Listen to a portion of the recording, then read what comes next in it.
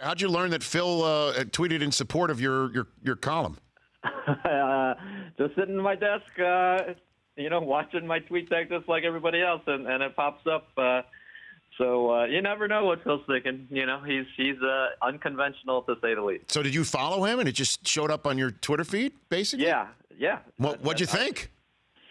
I sat there as most people did for a second, trying to analyze decipher initially inscrutable Phil speak on Twitter. It's funny. Back 50 years ago when Phil was Lakers coach and Twitter was starting to sort of evolve. I remember him saying, maybe social commentary and communication has passed me by, because he could not wrap his head around the idea of making a point in that short of a space. So, but there he is. He's still trying. So there's that. So I am mandated to ask you, even though we've never met, and I do read your work. I mean, did you have a conversation with Phil that led to this, for him to agree with what you're saying here, Kevin? I did not, and I understand why people, I guess in the greater context might think Phil, planted the story or wanted me to write the story. I did not talk to Phil at all about it. I haven't seen Phil at all since he was in LA for the Lakers-Knicks game. I think that's the only trip he makes on the road because of his physical condition. But no, I mean, I if anything, I'll tell you that I think that Phil and I, we worked together a long time when I covered the Lakers and he was the Lakers coach, and I think he understands or believes that I sort of get what he tries to do with players and what messages he tries to get across. So in that sense, he might have more interest in what I might write than somebody else.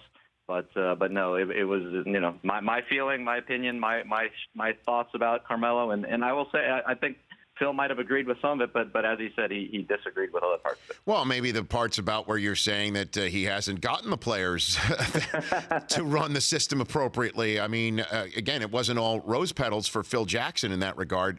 Kevin Ding of Bleacher Report joining me here on the Rich Eisen Show. So walk me through, what is Phil doing by tweeting about your article and calling attention to it, specifically from the office of the president of the New York Knicks, Kevin?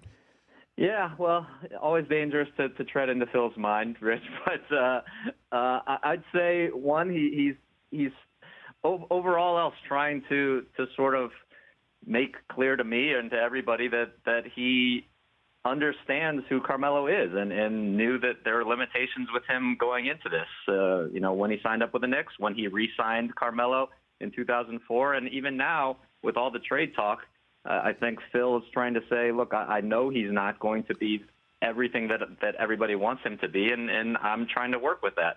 So that unto itself is sort of an endorsement of his faults, and like I said in the column, concerns about Carmelo's will to win and what he will do to put a winning product on the court, not just something that provides him individual success in New York. So that's sort of the thing that I think everybody's gone crazy about, is that Phil acknowledges that. But to me, I think Phil feels like this should be public knowledge by now, that even though we're a society fascinated by scoring, he thinks it should be obvious that there are limits to what Carmelo does well on the court, and especially defensively, for anybody who knows basketball. The Rich Eisen Show, weekdays at noon Eastern on Audience.